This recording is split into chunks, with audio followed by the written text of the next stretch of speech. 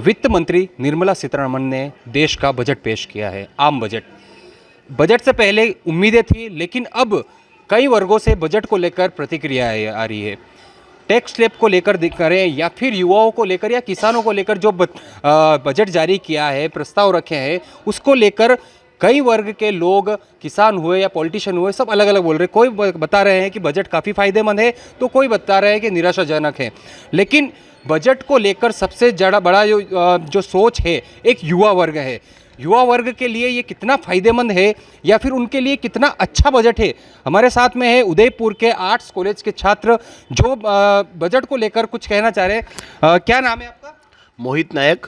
क्या समझते हैं, बजट आया है जो केंद्र का, इससे क्या समझते हैं आप? आज केंद्र सरकार ने अपना 2023 का आम बजट घोषित किया, जिसमें मोटे मोटे रूप से शिक्षा के क्षेत्र में एकलव्य जो मॉडल अपनाने के बारे में बात कही। थोड़ी निराशा भी है कि उन्होंने रोजगार के लिए कोई स्पष्ट आश्वासन नहीं दिया।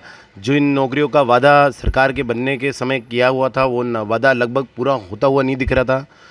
रही बात जो सबसे ज़्यादा उम्मीद थी किसान वर्ग को कि एमएसपी पर कुछ न कुछ एक स्पष्ट आश्वासन या स्पष्ट कुछ घोषणा होगी, लेकिन एमएसपी पे कोई घोषणा नहीं हुई। जो इन्होंने वादा किया था कि 2022 में किसानों की आय दुगनी होगी, उस संबंध में भी कोई वादा पूरा होता हुआ नहीं दिख रहा है। और जिस तरीके से बजट की घोषणा हुई है, उसमें युवाओं की अनदेखी हुई है। कुछ मामलों में उन्होंने युवाओं को कुछ भत्ते से संबंधित कुछ घोषणाएं हुई है। अब उनकी क्रियान्वृत्ति किस हिसाब से होती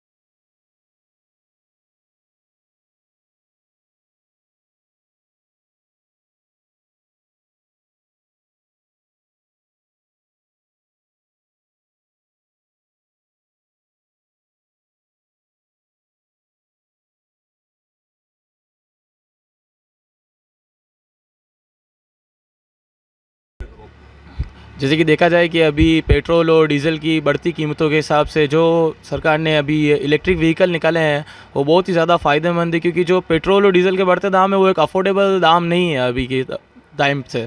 तो जो व्हीकल निकाले गए हैं इलेक्ट्रिक व्हीकल, वो बहुत ही एक सहायता वर्ग है और एक बहुत फ़ायदे के लिए यूज़ में ले जा सकते हैं, और वो एक अफोर्डेबल प्राइस में मिल रहे हैं सबको। अच्छा, आप क्या सोचते हैं कि शिक्षा के क्षेत्र में आप हैं, अभी कॉलेज में अध्ययनरत है, क्या होना चाहिए था, आप क्या सोचते हैं?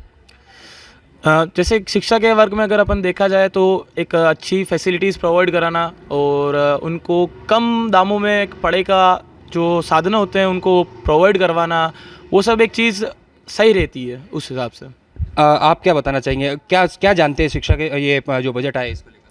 मैं इस बजट के बारे में खाली एक ही बोलना चाहूँगा कि जो इनकम टैक्स का इन्होंने जो फ़ायदा दिया है 5 से 7 लाख रुपए का, मैं समझता हूँ कि उसकी जगह अगर युवाओं को रोज़गार के लिए अगर वो कई नई स्कीम लाते हैं, तो मैं समझता हूँ कि उनके अकाउंट